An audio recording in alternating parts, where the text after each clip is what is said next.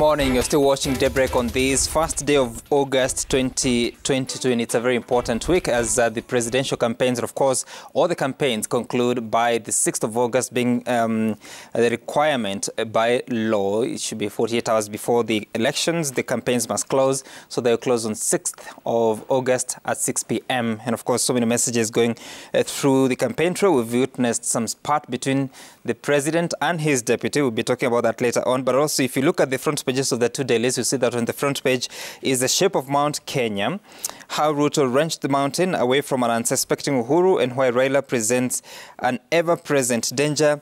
Then on the front page of the Standard, the main story there is numbers that show the huge task for IEBC. With 7 days to elections, the IEBC has the critical duty to deliver a credible poll. The logistical enormity is unprecedented, and of course, you'll see some of those numbers that I will touch on later on. But I want to introduce the panelists here in studio. I want to begin from my far left. You have Dr. Patrick Mbaye, a governance, Peter Mbaye, a governance expert. Good morning. Good morning. Fred Okango from the KANU Party, Political Affairs Secretary, but also from Azimio la Umoja. Good morning. Good morning, Sam. Good morning. Irungu Houghton from Transparency International, Executive... Amnesty International. Sorry, Today you are picking us... I'll become Azimio in a minute. Amnesty International. Well, all right. Sorry about that.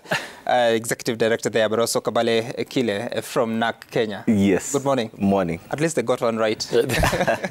All right. And of course, we are here to talk about the road to the elections with so many, very few days remaining, just about 7 to conclude the 70 days of official campaign since the 29th of May 2022. Let me begin by just getting a feel of what you gentlemen think. Dr. Mbaye, what do you make of the campaign so far, with just about 6 days to go? Thank you. Very, very brief. One, the politicians have done their bit. In the next 6 days only, with over the 1 year, 2 years of campaign, it's now time to allow the voters space and time to decide at the ballot. Because it's time. It's only 6 days. Actually, it's closing on Saturday. Yeah. So now, what is important in the minds of people now? One, for the remaining days, peaceful campaigns. Then, peaceful voting. And this is important, that all the polling centers are opened on time, all the polling stations rather. Voting continues from 6 up to 5. And the most important thing is that all of us accept results. That is key. Two factors that are going to determine this election so far: undecided voters and the turnout. Now, that is a summary of where we are going. It's a very decisive moment. We agree, Sam. It's a very highly contestable election. One, it's transitional. The stakes are quite high, as you can see. But at the end of the day, somebody has to emerge a winner. Now, what we are saying, and what is critical, out of the list, like about 2,000 leaders who are going to be elected, there's going to be over 50 million who are going to be waiting for that so they can move on. On 10th is no more. Now, what is critical here is the issue of will Kenyans be able to wake up on 10th and open their shops? Move on. Kids are only at home for only 1 week. So we want that transition. We want the movement. We want to set a record that it is true we are in a transitional election, but it is possible to move from a poll to move on with life. Now, that is key. We don't want to hear stories, some of people trying to move. If anybody must move from where they live, let them be moving because they are going to vote. Not because they are moving, because they fear anything would happen. Now, that is critical. Peace is everything. Peace must reign supreme. I hear you. You say that the election will be decided by undecided voters and the voter turnout. I'll be getting back to know who is yet to decide. Fred, what is your take on the campaign so far? Will anything change in the remaining 6 days? Thank you, Sam. First of all, I think the politicians have done their bit. They have campaigned. Never mind how they have campaigned. The IBC have always prepared for this election. We have criticized them. We have called them out as politicians. But they've assured us that this election, they're ready. I was happy yesterday when they launched 2 centers, the media center, the National Election Call Center. And Chebukati and team are saying they're ready. We want to believe they're ready to deliver and administer a free, fair, and credible election this time. The other lot is the public. They have a lot of expectation from the politicians who have campaigned and promised and committed. It is time for the public now to act on the ballot in the next 7 days to vote whoever they feel will help them in the next 5 years as a contract between them and the people. That one is going to happen. What we are asking for is peaceful election. But also we are asking the public to go out and vote. Because if you get to sit and wait, then you will be, the difference between you and that somebody who has never imagined of saving or helping his country will be zero. And lastly, Sam, there are over 16,000 politicians or leaders or aspirants or candidates who have said they want to occupy positions of leadership through an election. Only a few will get those positions. I want to agree with my good friend, Dr. Mbai here, that there will be losers and there will be winners. When you lose this election, in a free, fair way, please accept you have lost it. When you win it, also celebrate moderately without, trying to intimidate or trying to, to show the other people who have lost that, you are really meant for it. And as we go in the home stretch, the very final one, I want to wish that Kenyans to relook again. If by any means you are persuaded for reasons that are not good to be in a team or to want to vote for a team that you know do not have the interest of this country, please drop it and vote for the right person. You have a chance. And you ask me, can anything change? Yes. A day in politics is enough to change a lot. But this election, I can assure you, we in Azimio, we strongly believe that we shall win this election. Well, you just advise Kenyans, then you go ahead to state your position. I must state a position. I don't know where that leaves you, but you also say that people should celebrate moderately. I don't know what that means. But Irungo, what do you make, especially of the last 1 week, which has been quite a bit of activity? Kenya Kwanza visited at least 18 counties. Azimio la Umoja was in about 11 counties. The messaging remains largely the same, but also you'll see messages of getting out the vote. Right. How important is this, especially coming from politicians? I mean, it's critical, I think, for politicians. What is happening at the moment is really we're in the final hour. So for many of the politicians, this is the week that really makes the difference, particularly for the undecided voters. And I think, Peter and Fred have spoken well in terms of what the implications are. What I think what Amnesty has been very concerned about is that the levels of intolerance in political speech have begun to heighten. We're seeing increasing cases of violence. The organization Code for Africa have basically calculated something like about a 45% increase spike in hate speech on TikTok, WhatsApp, Facebook, and other social media platforms. But we're also seeing this in terms of the political rallies. We're seeing, rather than issues, we're seeing individuals becoming the focus of these rallies. And whether it be accusations and counter-accusations, I think we really have to discuss how the debates have gone from policy to very personalized attacks over the last week or so. And it's really regrettable and dangerous, I think, in terms of how we move into the next phase of the elections. We've also seen a number of cases of violence.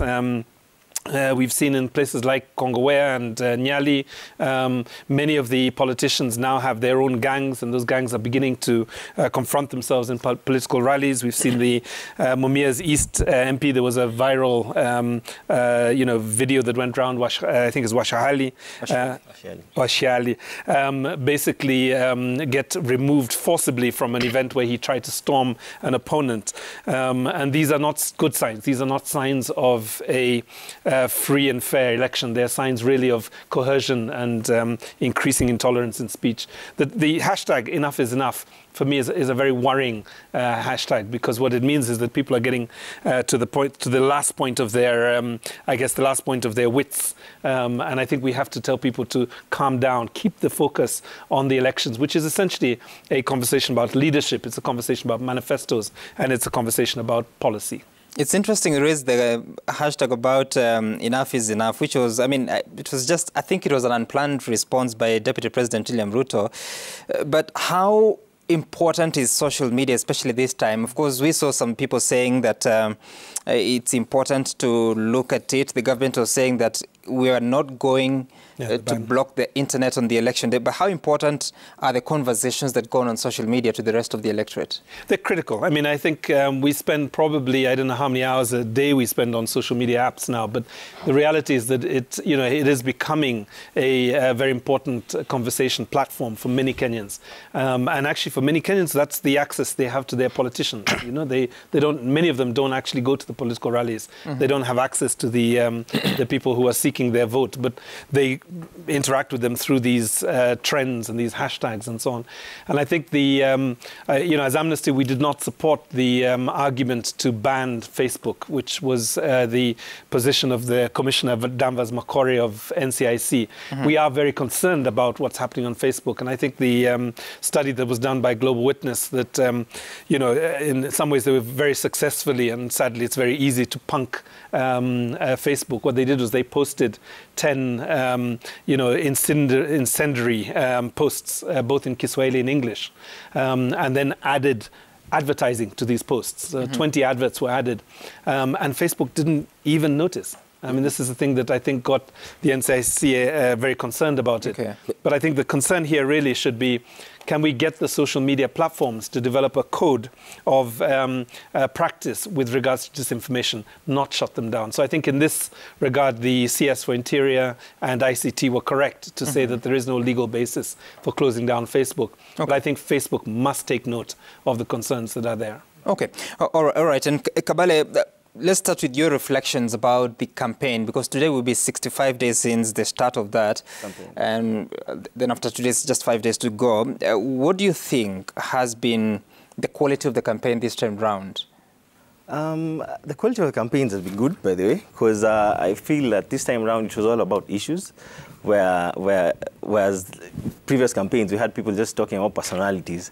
Unfortunately, with the last leg now, we are seeing that issues are being left behind, and then people are turning into personality politics. So I believe the mobilization within the 65 days was done well. In the last mile now, it's the persuasion part. And I think that's why now you see people are turning into personality politics, because it's becoming harder to see the difference, especially in the percentage points difference of polling, to see what you're basically doing to get the people on your side. So when you're getting to the persuasion point of it, you find that temperatures are getting high. And as you've asked earlier, is there any change that's happening? I noted yesterday, I think on your show, we saw that Wajakoya's percentage points went down to 1.8, Very interesting. Down from 5%. So this shows that this last week, people are deciding. People have decided making decisions that, okay, we were supporting this person. Maybe now the fun time is over. Now the serious business is coming in. What is he exactly giving us? So the change, and this is when this is when the elections are won. This last week, because a little mistake that you do in politics will go a long way in losing your voters. So I believe the politicians did well in terms of mobilization. Unfortunately, I'm feeling that we are losing the issue aspect of it in the last week. Okay. Some you asked about social media. Now, looking at the trends in issues of media analysis this week, you are likely to have even higher, even double people glued into social media. Now, remember the report in April of NCIC? They flagged out fake news, hate speech as a part of these factors that were likely to lead to post-election violence. Now, it's good to keep that in mind. Now, of course, we welcome. I mean, we thank God we are a democratic nation. We are not comparable to other nations across even East African region. So the issue of locking out is out of question. But the question is, it was flagged out, professionally done report that yes, they are likely to cause this. Now, what we are saying, for example, look at. By the time you see something trading, you have to think. Actually, the first question you're asking, is it fake? Yeah. Who did it? I mean, and then there's too much traffic. We need, listen, so we either police ourselves or be policed. Now, there's no two ways about it. Because also, it's true, social media can also erupt. It can also go overboard. It can also cause a lot of confusion. Let us talk to ourselves and tell ourselves. One of the things we must avoid. Now, the issue is who to police. That's the issue, because there's too much stuff. For me, if I get something, I have to call like 3 calls to confirm whether it is legit from anywhere. Actually, even from letterheads, somebody will take your logo and say, this is what the chairman have said, you know, today, and all that, and it will go around like 5 hours. So that is important for me. But Sam, talking about IBC and accepting results, that is key. We have said, and once the debate came on, when you say we, I sit in the presidential campaign for Kenya Kwanza. I do in the strategy team. We were very particular, and we told the deputy president, when you go to the debate, you must mention that you will accept results. We were very keen. Can you, even if they don't ask you, because that's the beginning. We must tell our people, yes, I'm fighting for this. However, we are ready to accept how these things goes. But there's one little thing, IBC, how will it be conducted? That is the whole issue. If I'm going to accept results, if anybody is going to accept results, Sam, it's about transparency. I'm happy so far that everybody, they sat the other day, and we have been saying, if you have an issue, please don't come to talk to us in the rallies. Please don't come, as a politician, don't come to the barrios. Don't come to the churches. Just go to IBC. Like now, we don't have the luxury of saying, we can't work with this IBC. We need to get a new chairman. No. Well, that is the only person we have. We must build some capacity on the IBC we have today. And that's why we have. I heard anyone say that. No, what? About changing the commissioner? No, I'm saying we don't have that time, so we don't have any option. So the only thing we can do, all of us, if you have an issue, Sam, let's talk to IBC. I'm happy that it has happened recently. I was so happy that Professor Makamutu and everybody else sat down, Veronica Maina, and said, we have so far agreed on the issues. I said, wow, that is the way to go. So if it happened that way, the issue of transparency, the issue of media, and I'm encouraging people, Sam, let everybody who is vying, from MCA to governor to president, have your own parliamentary center. That's what you do. So that everything happens. Some at 5. When the polling center closes, the polling stations, in a polling station with about 50 people, 100 or 200, by 6, the results will be out. Today we have social media. Can we make use of the social media now? By making sure every little polling center, for 4,046 now, let the results begin coming, so that you diffuse this thing of saying, we are waiting for results. Okay. And that's what, I hear you. Once it's done well, Sam, everybody will accept We'll results. get back to the process and how to ensure that the country is ready for that. But first, let's listen to what the presidential campaigns, at least the two main ones, have been saying about getting out the vote from Kenya Kwanza and Azimio la Umoja. Kwa sababu hapa ni nyumbani. Mimi nataka niwaombe, tulipiga kura last election, tukapata 86%. 14% hawakuonekana. Voter turnout ni kumaanisha hakuna mtu hata mmoja aliye na kura hata kuja kupiga kura. Tunataka mtoke 100%. Lakini kuna ile ikipigwa ni kama kupiga parapanda, kuamsha watu asubuhi waende wapige kura.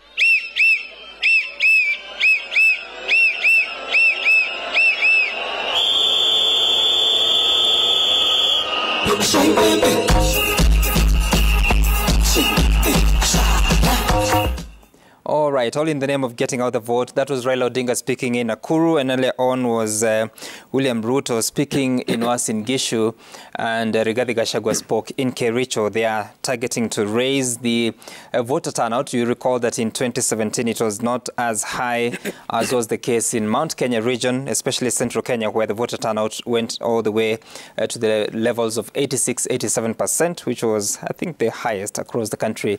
But now they have that work to do. But let's get back to the processes, and let me begin with you, Irungo, this time before I get to Fred, because we've had IBC asking the parties, political parties, but also the presidential candidates, that you receive the forms, do your tally, so that you come to the IBC, you're just comparing the figures. But also we know that people are preparing themselves to do parallel tallies. We've seen the trials on the transmission of results, the two trials. The first one, 40% success. The second one, a bit of success, but still there's some stations that are not able to transmit the forms. How then do we prepare the country? Because we'll have a lot of different sources of results, the media, social media, the presidential candidates, the political parties. Yet, the tally that will matter, at least moving forward, is from IBC. So I'm probably not the best person to kick off with this one because as Amnesty, we don't follow the elections procedures that closely. Primarily, it's not our mandate. We focus mostly on human rights. But I think the initial comment for me would be really that the it is a moment of anxiety, I think, for the nation always. And with what we've been seeing on the digital platforms, the danger of falsified 34A forms being, it's just so easy for anybody with a bit of a Photoshop capacity to just change these apps and change these forms and send the country into some crazy spin. So it's really important that we ensure that the institution that is primarily responsible for the elections retains the responsibility for announcing that.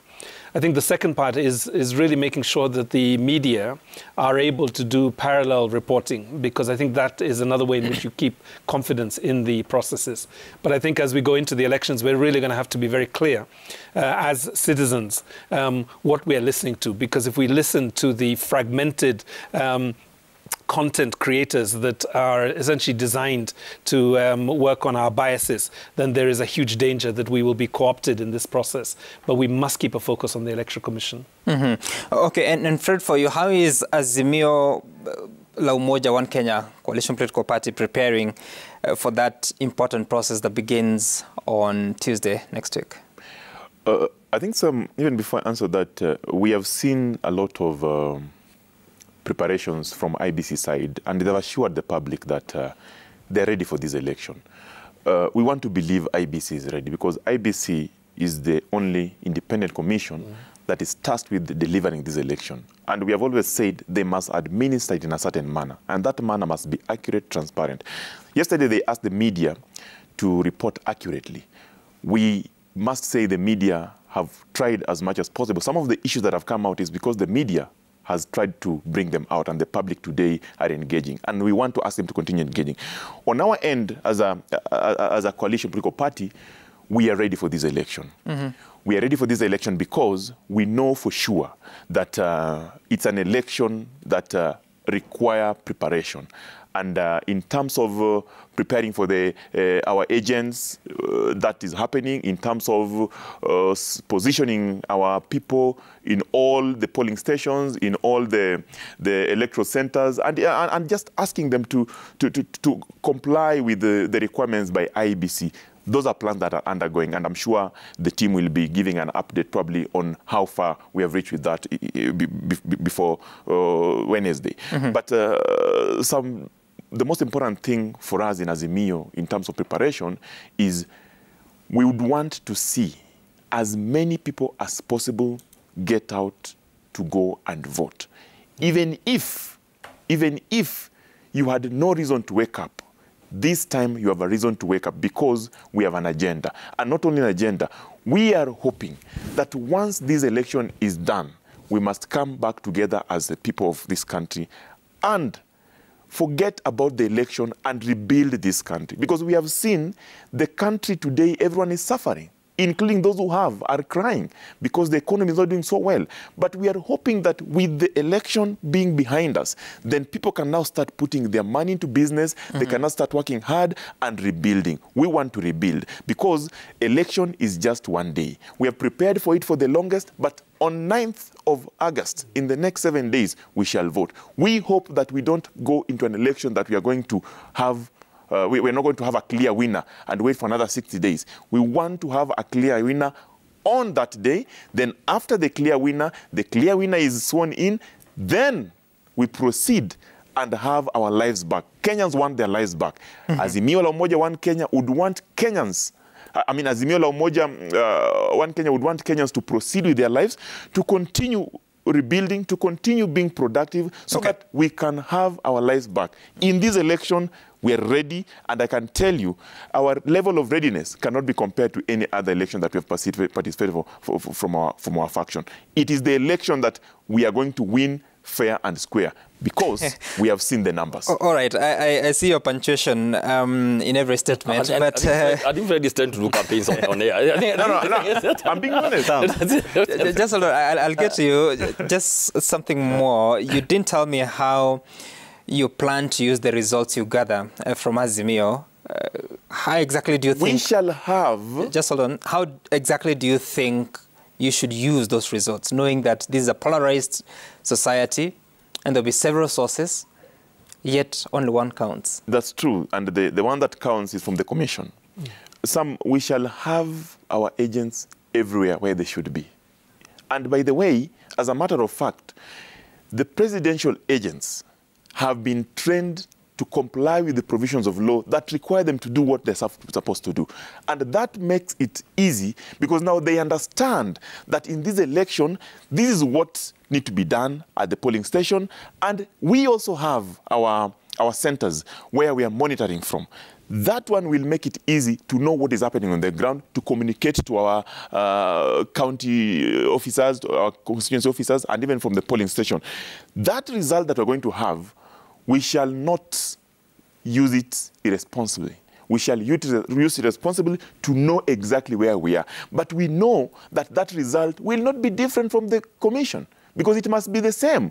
That is the result that we're expecting. The result that the people woke up, Okango woke up in the morning, went to Westlands constituency at Hill Park, voted, and followed his vote from the polling station to the National Tallying Center without that result being interfered with. We have seen cases before. Will you release your tallies, your parallel tallies? That information, I don't have it as of now. Okay. But when it comes out, I'm sure the media will know about it. Okay. All right. Mine yes. on IEBC and on parallel tallying, I have no issue with it. But what I require and what I think people need from IEBC is the transparency and accountability aspect of it. How? They should change their mindset from need-to-know basis to information giving.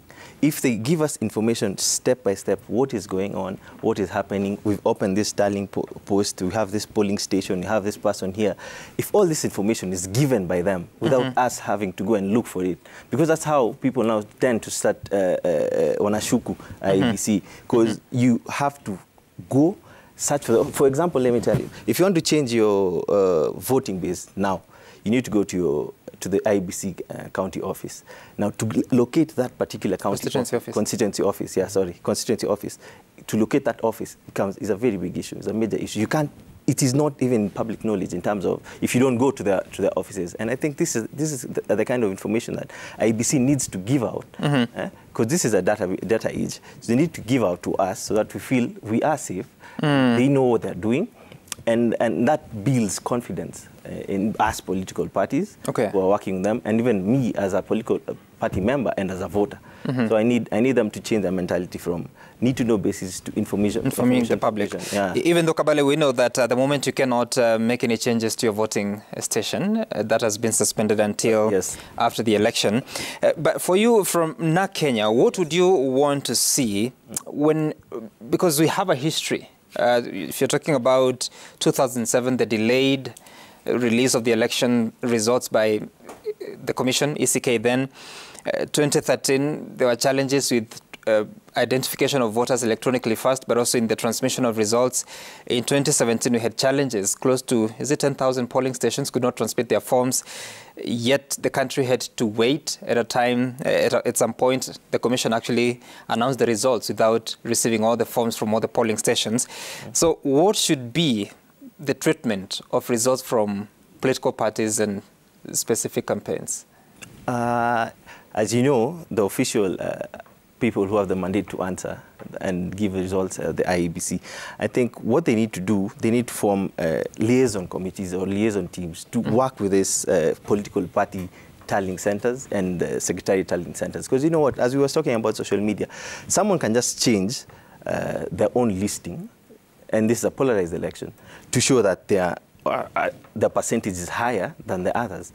So I think IEBC should be proactive in terms of they need to go and actively work with these individuals, actively work with them in terms and train them in terms of how you need to give this information. And I think isn't that too much work for them? I mean, they have so much to deal with. What I'm asking is, how should political parties, because they're also supposed to be responsible citizens, corporate citizens, how should they use the information they gather from their tallies? Is it for their own consumption or is it for the public? political parties need to use it for their own consumption, because you never know what because this is a contest. You never know what a political party wants to portray or what perception they want to put out there. So if it's not trustworthy, then you'll find an issue where we'll start having issues, where, especially in coalitions. You're having issues where we feel that our tally in a particular area was this number, and not only just in the presidential tally, even in the candidate. Because also in Azimio, there are certain areas where NAK Kenya has a candidate, KANU has a candidate, and so I think this is something that needs to be consumed in-house. Okay. Then when there's an issue later on with the IBC tallying, then we can bring it to the fore, okay, because it's a very dicey issue to let people, because we have our members and we can drive them against certain political, so it is very dangerous. So I think it's something that we need to, as political parties, use it carefully and for our own consumption. Irungu, you seem like you have something to add. Yeah, no, I was just struck, and Kabale, I think, is speaking about the complexity of the issue. But I think, the Standard today has a great article on the front page, and just the figures, like, as somebody just kind of appreciative of the complexity of this. You've got 46,000 polling stations thereabout. You've got 22 million voters registered to vote. You've got 16,000 candidates, so slightly higher than, in fact, we had been saying. 65 million ballot papers, and then you've got 12 countries where there will be diaspora voting.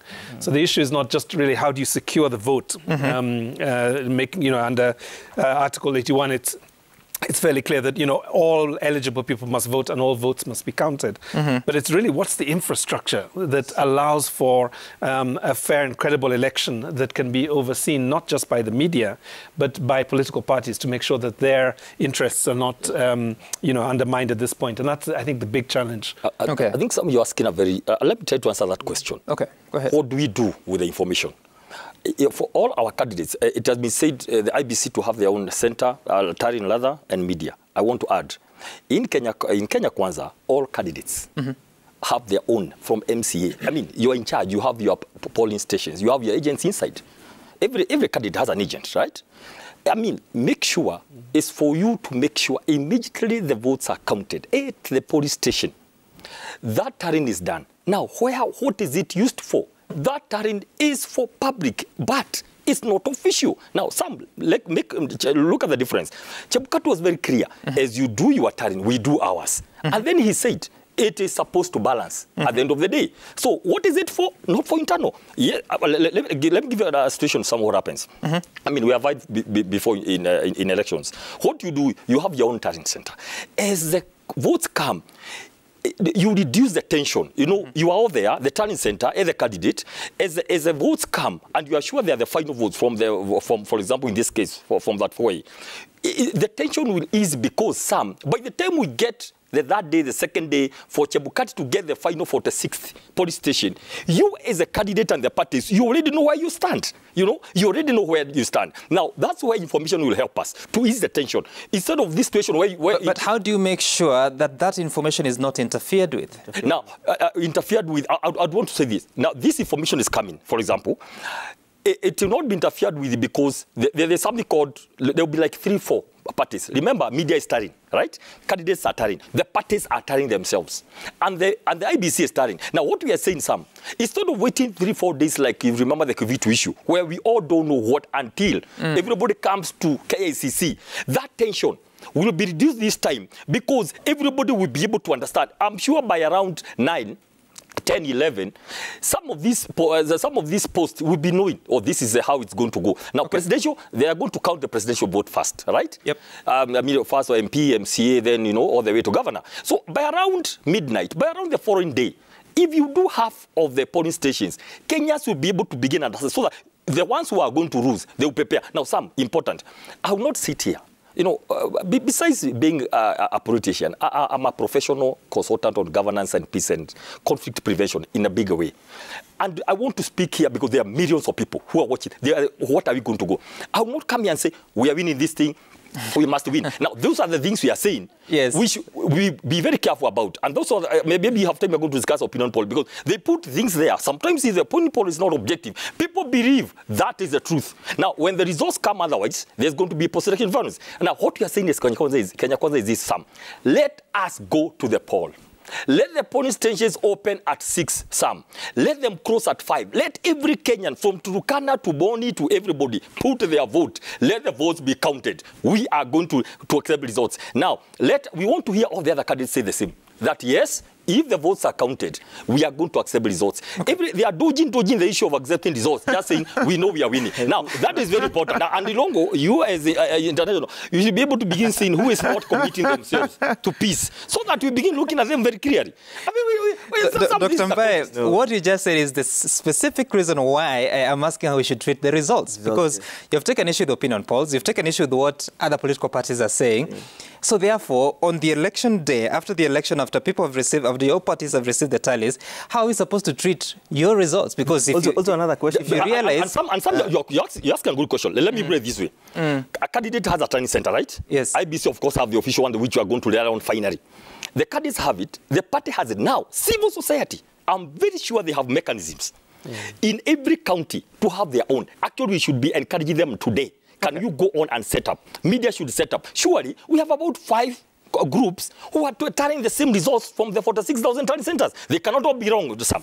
They cannot all be wrong. And all of them for different reasons. I want us to take a short break. I'll get back to you, Fred and Kabale here, so that we continue to have a conversation about these final 6 days and what the country must do to ensure that we have a credible election, but also that we have a country after 9th of August. Of course, Fred said that so that we get our lives back. He's yet to describe what that means. where the lives have gone. But he'll do that after the break. Stay tuned. We are suffering. I don't know.